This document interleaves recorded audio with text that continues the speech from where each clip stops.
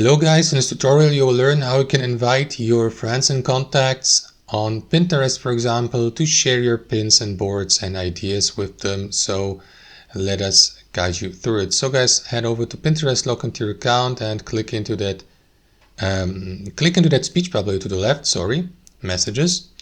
And after that guys, you will see this option, invite your friends. So click into it so that you can send messages to your friends here on Pinterest, and you can do that through these options below. You can go with that shareable link, copy it to your clipboard and send it to your friends and contacts via WhatsApp, Facebook Messenger, Instagram, and so on and so forth.